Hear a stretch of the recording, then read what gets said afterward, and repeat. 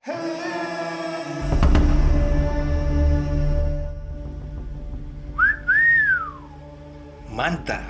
Susanto Megaranto kali ini memberikan perlawanan yang gesit kepada Magnus Carlsen. Endgame yang cantik dari kedua pemain. Pertandingan ini baru saja berlangsung ya teman-teman di Title Tuesday Blitz Agustus tahun 2023. Langsung saja kita simak pertandingannya. Dan kalian yang baru bergabung di Jari Pelawi Chess, harap subscribe dan dukung channel ini, like dan berikan komentar kalian. Susanto Megaranto memegang bidak putih dan Magnus Carlsen memegang bidak hitam. Oh ya teman-teman, saya mereview pertandingan ini sambil ngopi-ngopi ya, sambil ngudut juga. Kalian juga bisa melakukan hal yang sama. Baiklah, Susanto Megaranto memulai dengan pion E 2 langkah dan Magnus Carlsen membalas pion C 2 langkah. Terbentuklah pembukaan Sisilia. Dan pada saat pion C dinaikkan, terbentuk pembukaan Sisilia Lapin ya teman-teman. Dan jelas terlihat pertukaran pion center telah terjadi. Dan permainan ini sedikit terbuka ya apabila kita mengamatinya.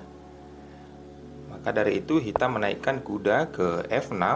Dan balasan dari Susanto Megaranto menaikkan pion D 2 langkah. Terus mengajak pertukaran. Saatnya Magnus Carlsen melahap pion yang tadi dengan kuda. Susanto Megaranto menaikkan kuda ke F3. Hitam pukul pion dengan pion dan dibalas pion dengan pion kembali. Semakin terbuka teman-teman. Kita bisa memperhatikan langkah yang dilakukan kedua pemain. Hitam melakukan kuda ke C6 dan putih melakukan kuda ke C3. Mengajak pertukaran kuda kembali, tetapi Magnus Carlsen menaikkan pion A1 langkah menghambat pergerakan kuda putih. Lalu gajah dinaikkan mengancam kuda 2 kali ya. Tidak banyak pilihan di sini dan dilindungi oleh gajah ke E6. Sekaligus apabila kuda memakan kuda, maka posisi gajah akan gratisan ya. Maka dari itu Susanto menurunkan gajahnya dan tentu saja kuda pukul kuda dibalas dengan pion. Semakin sederhana. Gajah pukul gajah. Dan Susanto membuka jalur A ya agar bentengnya leluasa. Pion E dinaikkan 1 langkah agar persiapan gajah bisa mempersiapkan bagi raja untuk rokade pendek. Lalu Susanto Megaranto melakukan rokade pendek dan disambut gajah ke E7 untuk persiapan rokade pendek. Susanto menaikkan gajah kembali ke F4. Hitam telah terjadi rokade pendek.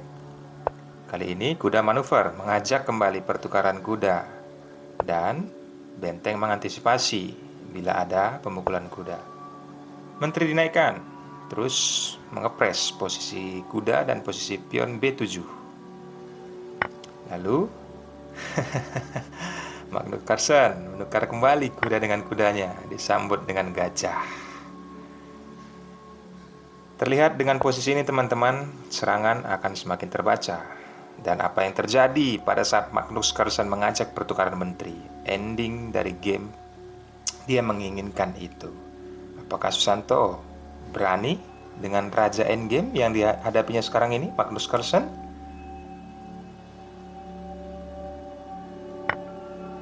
Ya teman-teman, dia berani. Dan kali ini pion mengambil alih memukul menteri.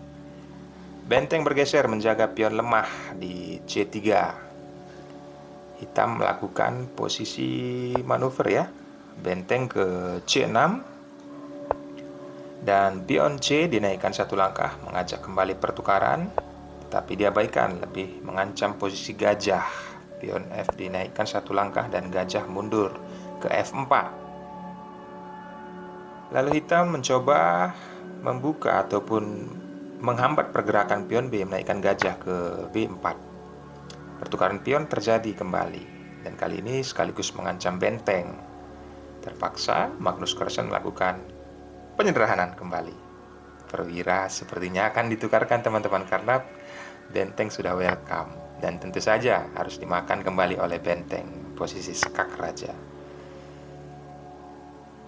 Hitam mengambil langkah inisiatif mengancam pion yang ada di D5. Putih juga melakukan hal yang sama, mengancam pion yang ada di B7. Benteng pukul pion dan balasan putih tentu saja benteng juga pukul pion. Hal ini semakin sederhana teman-teman. Setelah benteng pukul pion kembali dari posisi hitam, maka pion G dinaikkan satu langkah karena ada ancaman skakmat ya, jika benteng naik ke D1. Dan pion telah mengikat dengan gajah. Pergerakan itu diketahui oleh Susanto Megaranto, maka menaikkan posisi benteng ke B5. Raja ikut berpartisipasi ya teman-teman. Karena dengan posisi seperti ini, jika teman-teman mengamati, memang andil dari raja sangat penting pergerakannya. Apalagi perwira masing-masing pemain hanya memiliki 2, benteng 1 dan gajah 1. Benteng melindungi posisi pion agar gajah bisa leluasa. Dan kali ini benteng mengancam posisi pion yang ada di B3. Sepertinya hal itu dibiarkan saja, karena apabila itu pukul, maka gajah akan pukul pion kembali. Pion G dinaikkan satu langkah dan hitam mencoba dengan pergerakan raja mengganggu perwira putih. Dan gajah dikejar terus dengan raja, benteng lindungi posisi gajah. Saya rasa langkah yang tepat yang dilakukan oleh Susanto Megaranto ya, sudah mengikat posisi gajah dan benteng. Pion H dinaikkan satu langkah, berusaha mencari perhatian dari sisi sayap raja. Dan kali ini benar saja raja terus manuver ke sana kemari ya, yang dilakukan oleh hitam.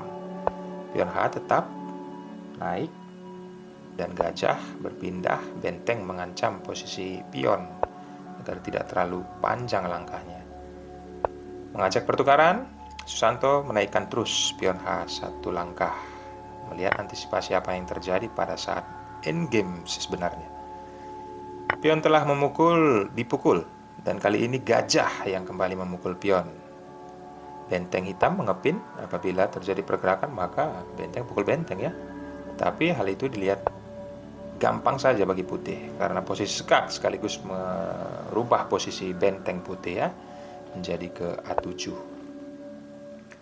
Lalu menarik kembali gajahnya sekaligus menjaga posisi benteng.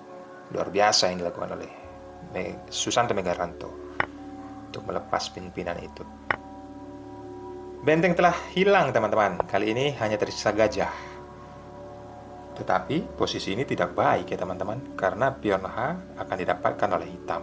Apakah Susanto Megaranto berhasil menahan posisi ini remis? Karena sudah kalah satu pion ya. Gajah mengambil langkah inisiatif agar bisa manuver mempertahankan posisi, dan pion dinaikkan satu langkah menghindari posisi petak hitam ya, karena hitam memiliki gajah di petak hitam. Ini sama-sama gajah di petak hitam ya teman-teman. Sebenarnya sih kalau dari tidak ada kesalahan blunder yang dilakukan oleh hitam itu sendiri, kurang memanfaatkan ya, ini seharusnya tidak bisa remis teman-teman. Karena saya sedikit informasikan juga, pada saat langkah ini berjalan, waktu tersisa sekitar 20 detik dan hitam sekitar 30 detik. Jadi main cepat teman-teman, walaupun setiap langkahnya mendapatkan 1 detik ya, nilai plus bonusnya. Teman-teman bisa memperhatikan posisi raja membackup satu sama lain dan mengajak pertukaran pion. Putih tidak punya banyak pilihan, harus memukul pion. Terlihat jelas sekarang di sini posisinya 2 pion melawan 1 pion. Tapi mental dari seorang Grandmaster Indonesia memang sangat kuat ya teman-teman. Dia tetap fokus dan tetap konsisten agar mengajak ataupun menghantam posisi pion agar tersisa gajah hitam dan raja hitam. Lihat di sini posisinya, gajah sudah menutup ya pergerakan, dan seperti yang saya katakan tadi, manuver gajah hanya bisa kesana kemari mempertahankan posisi yang dilakukan oleh Susanto Megaranto. Putih mengancam dan wajib dimakan ya teman-teman. Kali ini posisi putih tidak bisa lagi mengharapkan kemenangan, tetapi hanya bisa untuk remis. Apakah perjuangan Susanto Megaranto tetap mempertahankan ini berhasil? Gajah naik, hitam ke E3. Manuver putih harus spekulasi tinggi ya teman-teman. Raja menghindari posisi hitam, karena itu yang terjadi apabila tidak menghindar tadi. Gajah akan bertukar. Pion akan terjadi promosi dengan leluasa ya teman-teman. Gajah hitam aktif posisi muter ya, agar tidak bisa maju pion satu langkah. Magnus Carlsen terkenal dengan endgame yang sangat luar biasa teman-teman. Maka dari itu kita memperhatikan posisi gajah di sini dan pion telah maju satu langkah. Posisi skak lumayan genting teman-teman di sini, sangat berbahaya. Nah ini salahnya teman-teman, langkah blunder yang dilakukan oleh hitam. Seharusnya tadi gajah berlari saja ke F2 mengambil perputaran, maka putih akan kalah satu langkah pergerakan pada saat dia keluar dari zona jalur hitam E1, F2, dan H4. Malah hitam mengambil langkah ke D2. Seharusnya tadi masuk aja langsung ke F2 teman-teman. Dan di sini disadari juga oleh putih ya. Maka kali ini raja naik ke G4 dan hitam mengajak, ini juga ke blunder teman-teman, langsung saja dimakan oleh Susanto Megaranto. Dan di sini posisinya sudah rembes ya, karena langkah hitam juga blunder. Dia tidak mengetahui apabila gajah pukul gajah, sudah raja pukul gajah, maka posisi pion juga akan dipukul oleh raja. Tapi di sini lanjut dimainkan oleh Magnus karena mengejar waktu ya, tetapi Susanto Megaranto mempunyai pengalaman yang sangat panjang ya, maka dari itu dia bisa bermain waktu dengan cepat dan akhirnya permainan ini remis atau draw. Sekian dulu video dari saya teman-teman, ambil pelajaran pentingnya, semoga bermanfaat. Jangan lupa like, komen, dan subscribe, dukung channel ini, nyalakan loncengnya. Saya akan terus memberikan video-video legendaris dari pecatur dunia. Ilmu kepada kalian pasti akan bertambah. Akhir kata, saya ucapkan thanks and God bless. Jangan lupa komentar. Bye-bye.